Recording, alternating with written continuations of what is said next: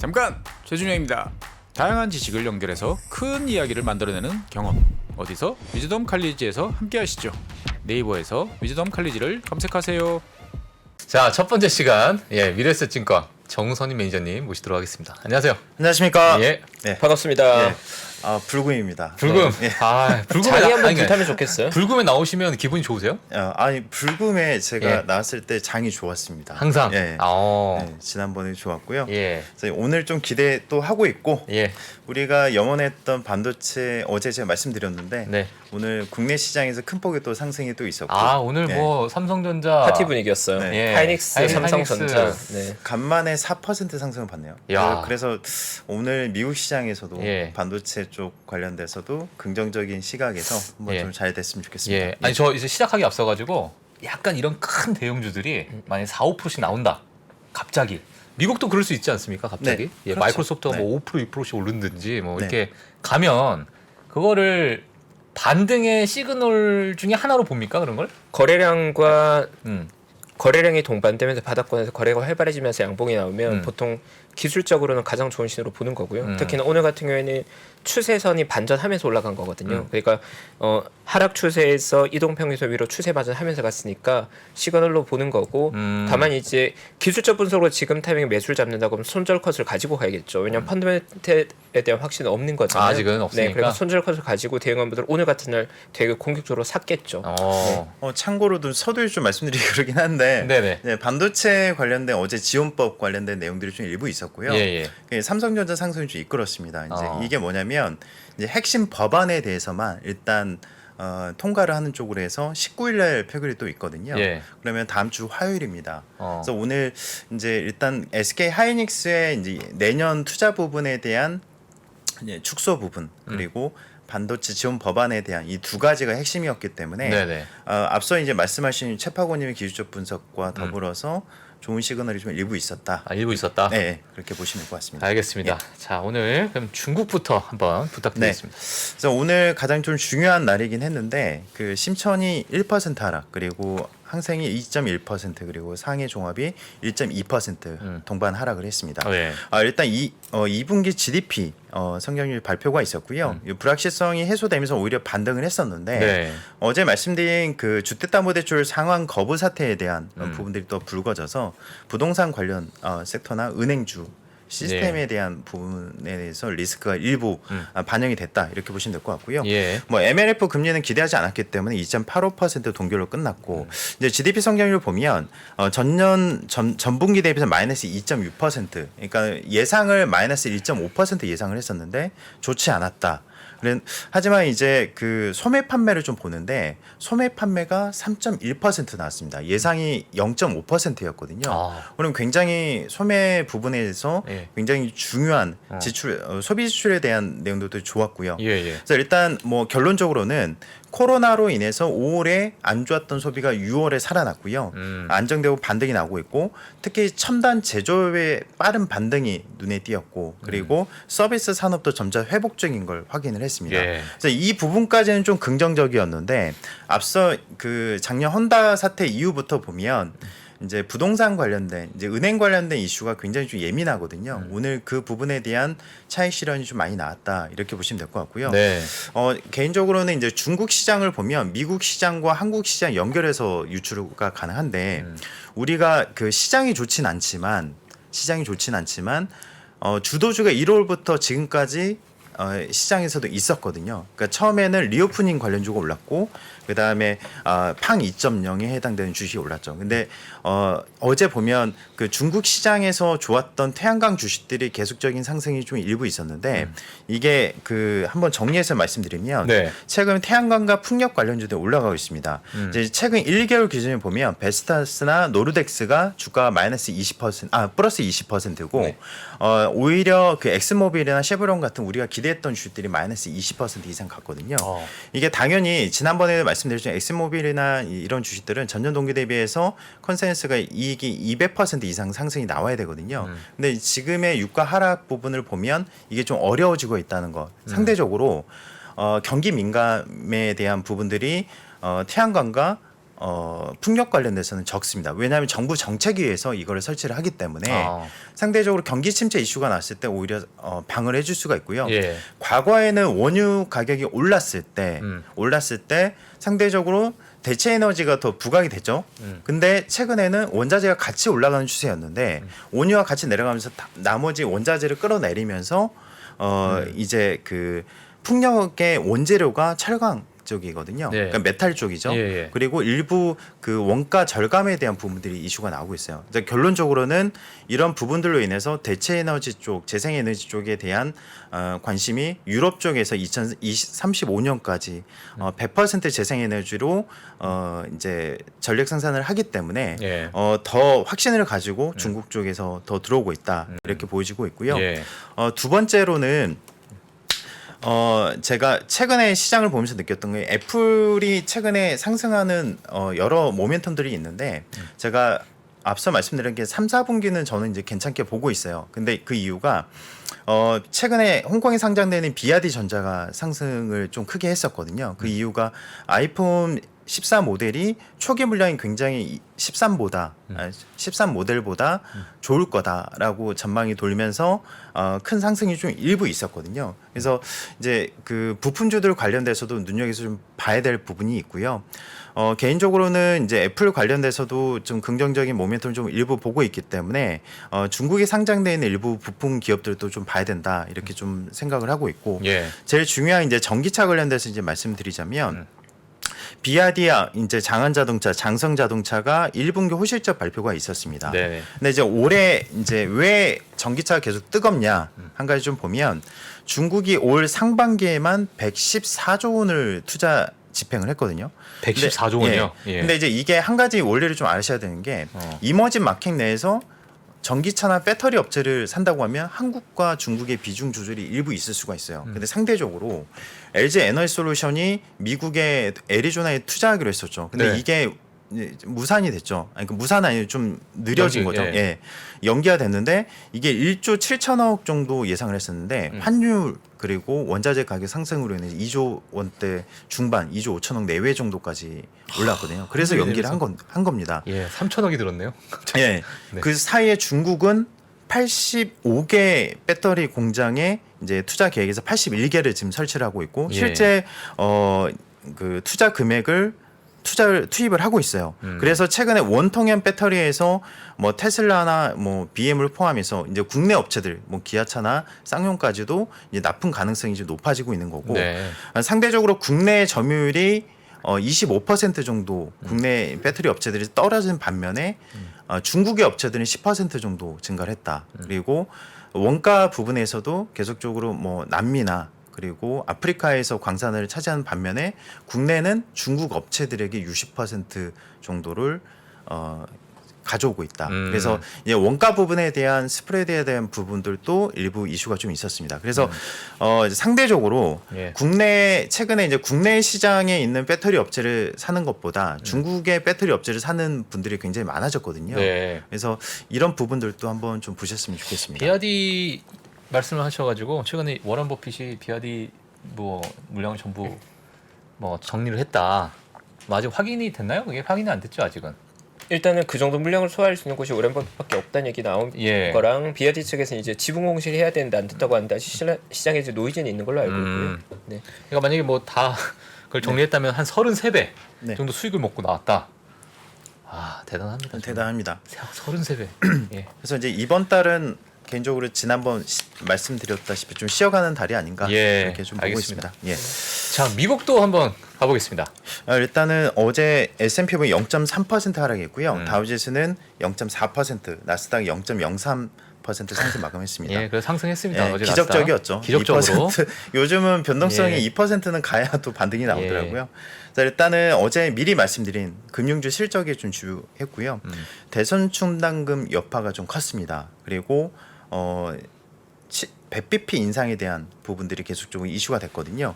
하지만 연준위원들이 이제 불을 꺼줬다는 부분, 그래서 어제 특징이었고요. 일단 한 가지씩 보면 CPI의 선행 지표가 생산자 물가 지수죠. 어제 제가 미리 언급을 해드렸는데 전년 동월 대비해 11.3% 올랐습니다. 근데 이게 우크라이나 사태 직후의 3월에 11.6이었거든요. 네. 그러면은 거의 비슷한 수준에 도달해 있고요. 거의 CPI도 뭐 전쟁 마찬가지. 수준이네요. 네, 그렇죠. 예, 예. 다시 또 그런 상황이고 예. 이제 월간 상승률도 1.1% 정도로 굉장히 좀 높은 상황이었습니다.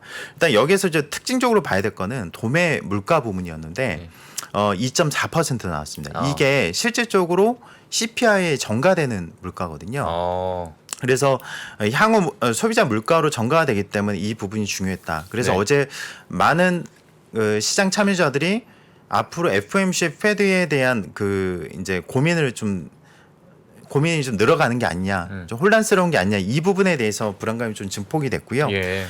일단은 제 개인적인 생각은 뭐 시장의 대부분의 참여자들 그렇게 생각할 겁니다. 뭐 에너지 가격이 아직 반영이 되지 않았다.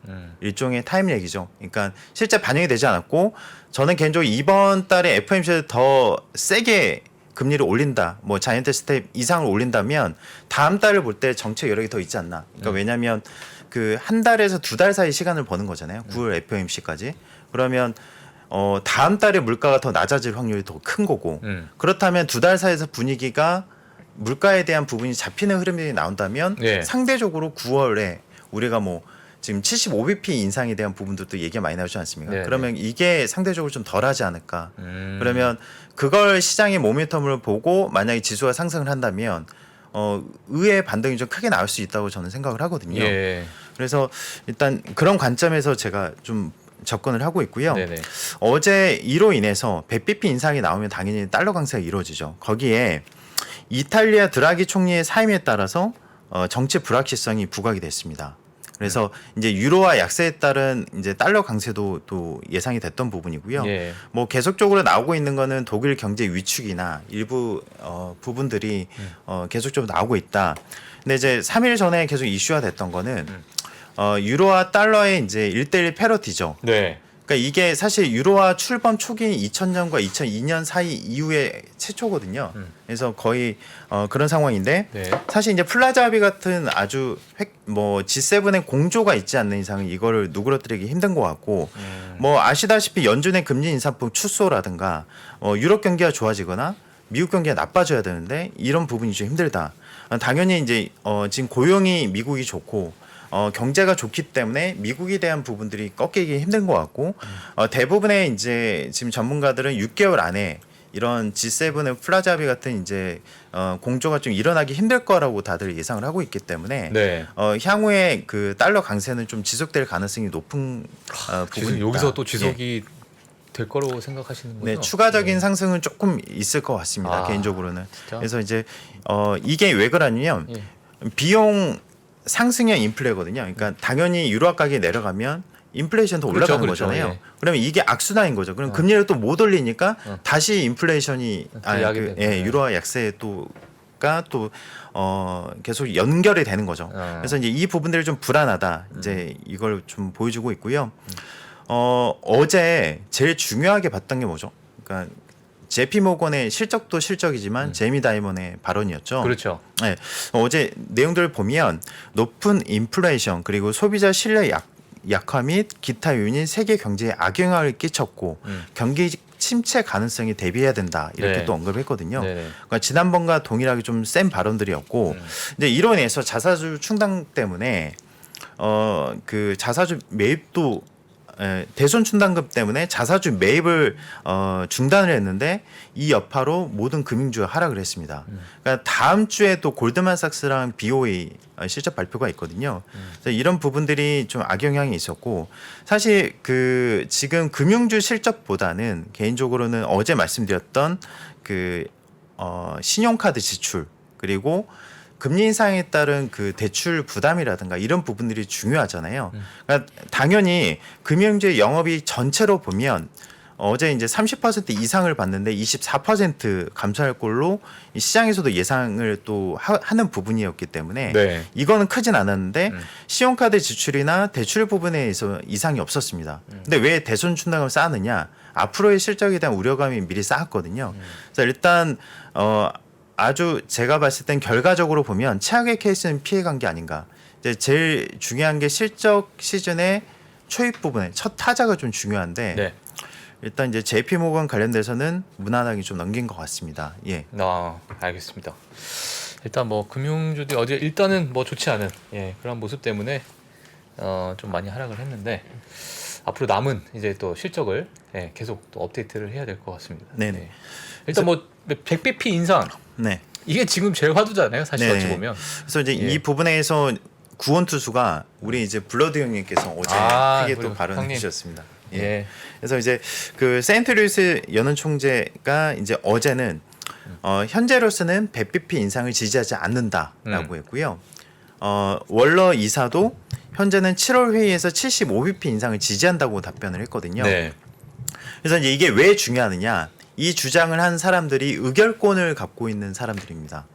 그래서 의결권을 갖고 있는 중요한 인물들이 75bp 인상을 지지하기 때문에 지금 사실 웃긴 게 75bp도 굉장히 높은 건데 이제 이걸 안도하는 수준까지 좀 왔거든요. 그래서 진짜 예. 세상이 묘하게 돌아갑니다 지금. 예. 그래서 이제 어제 페드와치에서는 그 100bp 인상 확률이 80%까지 높아졌었잖아요. 예. 그래서 어제 이로 인해서 어. 44%까지 내렸습니다. 예, 70. 예, 그러니까 이 100bp 인상 확률이요. 예. 그래서 그만큼 이제 75bp 인상으로 굳어지는 상황이고.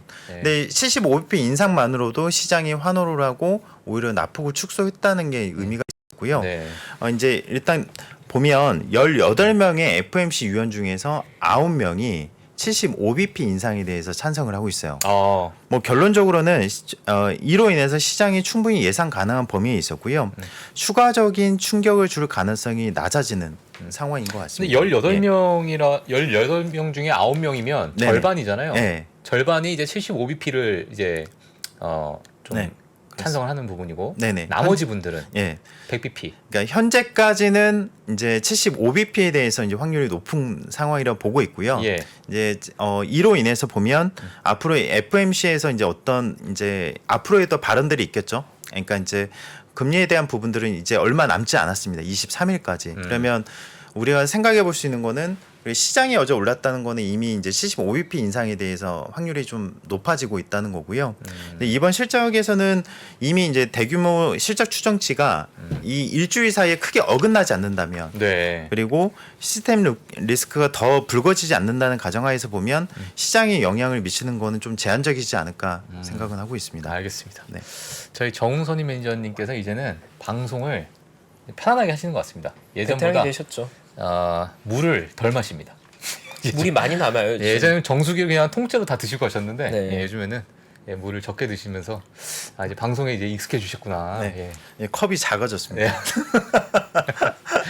알겠습니다. 자, 어제 저희 특징 종목들 한번 조금 볼까요?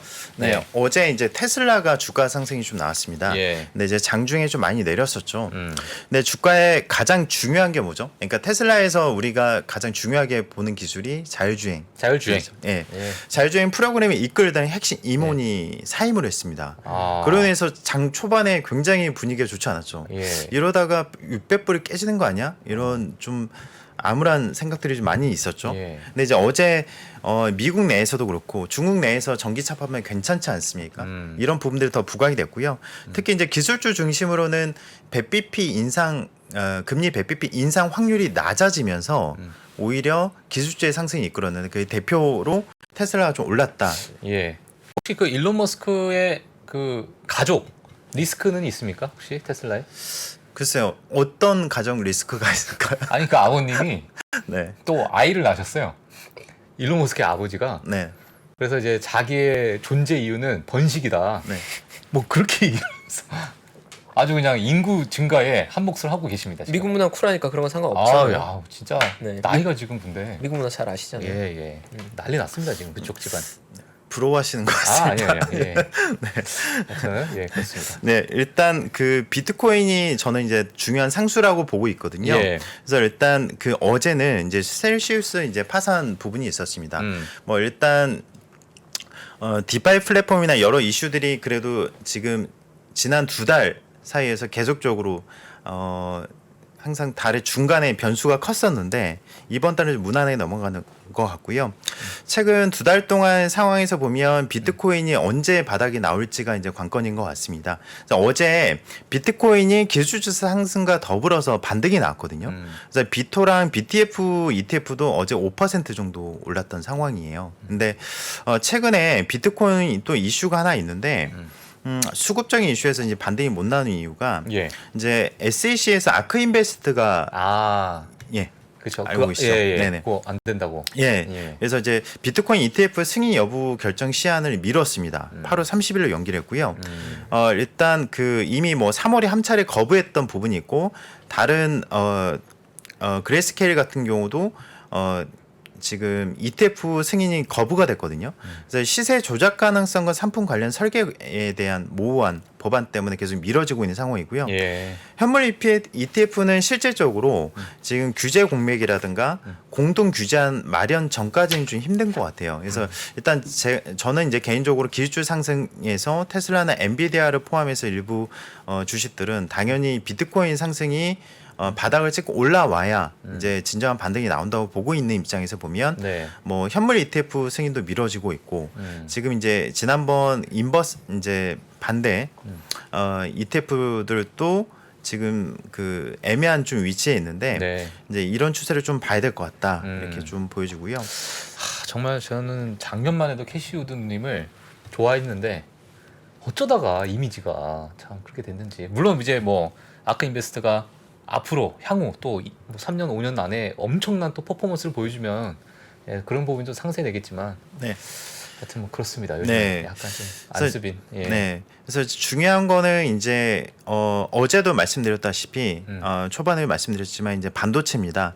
예. 지금 이제 아크 쪽이나 뭐 이런 그 ARKG나 최근에 ARKK 같은 경우도 지난번 바닥권에서 이제 일부 좀 상승 이어가고 있고 지금 저는 이제 1차적으로 상승을 이끌 수 있는 요인은 이제 반도체라고 보고 있긴 하거든요. 예. 그래서 일단 TSMC가 어제 2.9% 정도 상승이 있었습니다.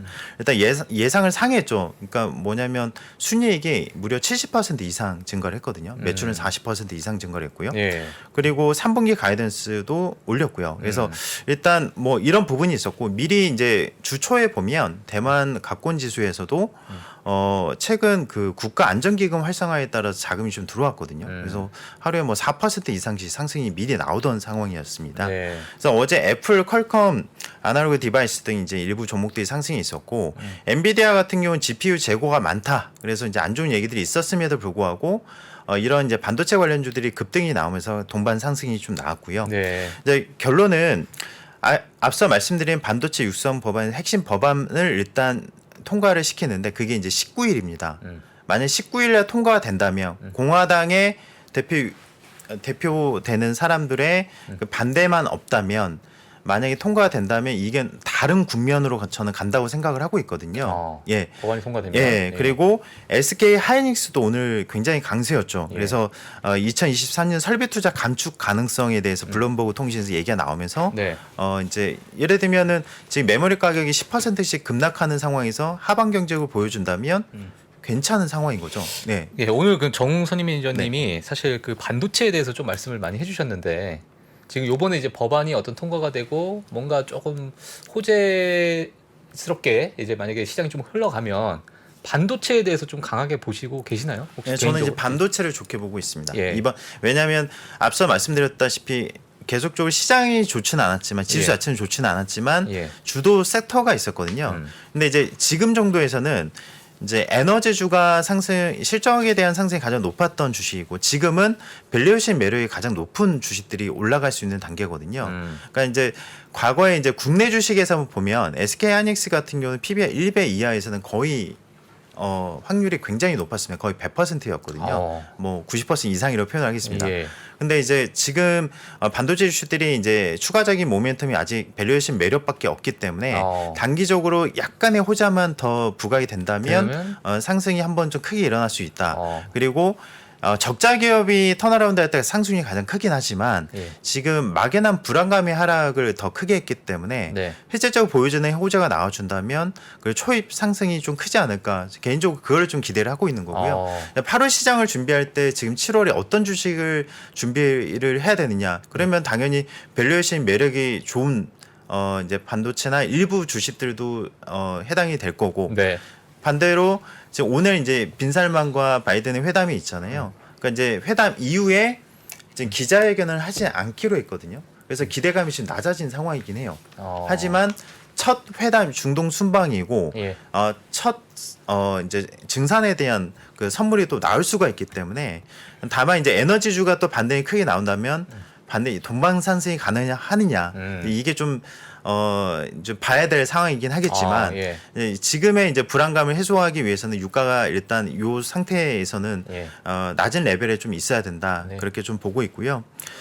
일단 그래서 엑슨모빌과 쉐브론 같은 경우도 어제 크게 하락을 했는데 지금 예상은 좀 상승이 좀 나오고 있거든요. 반발 매수가 좀 들어오고 있고 마찬가지로 반도체랑 그 전반적인 분위기가 나쁘지 않을 수 있다. 그러니까 일단 가장 중요했던 이벤트는 이번 주에 CPI를 지나갔기 때문에 다다음 주에는 FOMC 이전까지는 그래도 일정 부분 반등권에 좀 들어가지 않겠냐 저는 기대를 하고 있고요. 예. 오늘은 이제 옵션 만기이기 때문에 사실상 우리가 뭐 이제 큰 부분을 좀 기대하기는 힘들겠지만 네.